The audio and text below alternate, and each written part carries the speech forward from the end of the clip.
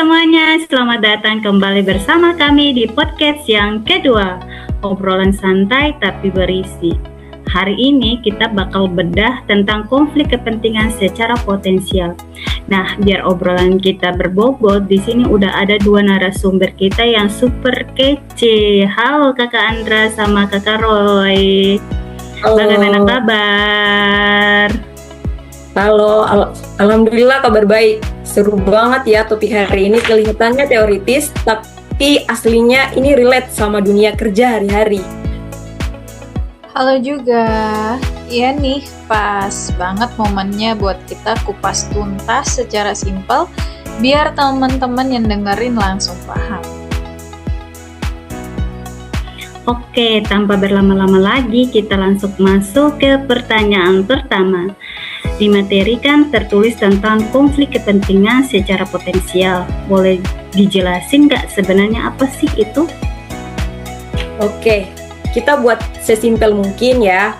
Kalau merujuk kepada panduan resmi Komisi Pemberantasan Korupsi atau KPK, konflik kepentingan potensial itu adalah situasi di mana seorang pegawai atau pejabat punya kepentingan pribadi yang berpotensi atau punya bakat bertabrakan dengan tugas publiknya di masa depan. Betul, kuncinya ada di kata potensial alias belum kejadian, tapi peluang kesananya besar banget. Jadi ibaratnya kayak lampu kuning. Saat ini si pegawai belum melakukan pelanggaran atau kecurangan apapun, tapi karena dia berada di posisi atau situasi tersebut, objektivitas dia dalam mengambil keputusan ke depannya rawan banget dipertanyakan. Walah, paham.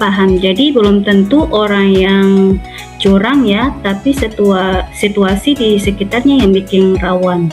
Nah, biar makin kebayang, boleh kasih contoh kasus yang nyata nggak? Boleh banget. Contoh paling klasik itu di bagian pengadaan barang atau jasa alias tender proyek.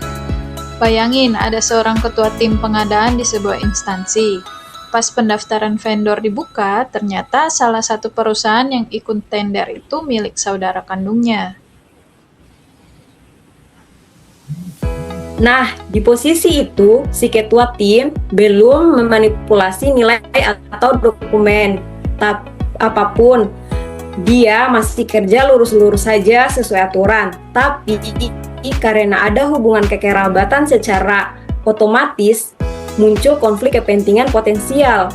Kalau dia tetap dibiarkan menilai tender tersebut, vendor lain atau masyarakat pasti bakal curiga kalau keputusannya nanti nggak objektif atau berpihak. Wah, benar juga sih. Mau sejujur apapun, kalau ada hubungan keluarga, pasti orang luar bakal mikir yang aneh-aneh. Contoh kasus dan teori kayak gini emang ada dasar hukumnya atau sumber informasinya dari mana? Sumber hukum informasinya jelas dan valid banget. Selain dari panduan penanganan konflik kepentingan oleh KPK, hal ini juga diatur dalam Undang-Undang Nomor 30 Tahun 2014 tentang Administrasi Pemerintah. Di sana ditegaskan bahwa hubungan kekerabatan, hubungan bisnis, atau kepemilikan saham adalah faktor-faktor utama yang bisa menciptakan situasi konflik kepentingan. Berarti kalau situasi potensi kayak gitu diemin aja atau penanganan dampaknya bisa buruk banget ya buat organisasi. Wah, jelas parah banget. Efek domino negatifnya bisa ngerusak reputasi instansi, bikin lingkungan kerja jadi nggak sehat karena penuh dengan kecurigaan, juga menghilangkan kepercayaan publik, bahkan dalam jangka panjang bisa berujung pada tindak pidana korupsi yang beneran. Seram juga ya Kak.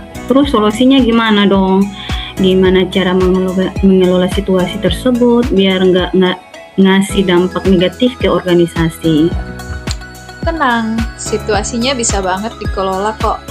Berdasarkan standar pencegahan korupsi, ada 3 langkah utama yang wajib dilakukan. Yang pertama itu deklarasi terbuka. Jadi pegawai yang bersangkutan wajib jujur di awal. Dia harus bikin laporan tertulis ke atasan atau tim pengawas, memberitahu kalau ada hubungan keluarga dengan pihak ketiga yang terlibat proyek. Yang kedua, penarikan diri. Setelah ada laporan, organisasi harus mengambil tindakan tegas dengan menarik atau membebas tugaskan pegawai tersebut dari proyek itu, lalu digantikan oleh orang lain yang netral. Yang ketiga, ada juga penerapan SOP yang ketat. Organisasi harus punya aturan main yang jelas, hitam di atas putih tentang batasan hubungan kerja dan pengawasan. Jadi semua orang tahu langkah mitigasinya. Nah, jadi intinya konflik kepentingan potensial itu bukan berarti orangnya langsung dicap jahat atau bersalah ya, tapi situasinya yang wajib dikelola dengan transparan. Kalau dari awal udah terbukti bakal tetap terjaga dan aman dari masalah hukum. Wah, super jelas, padat, dan sangat mencerahkan banget. Ternyata kalau dibahas pakai bahasa santai kayak gini, materi kita, pembahasan kita pada hari ini gampang banget kita semua pahami. Pastinya dong, semoga teman-teman yang dengerin bisa dapat poin pentingnya dan makin peduli sama nilai-nilai integritas ya. Sip, tetap semangat buat semua yang selalu utamakan profesional dimanapun kita berada. Bekerja.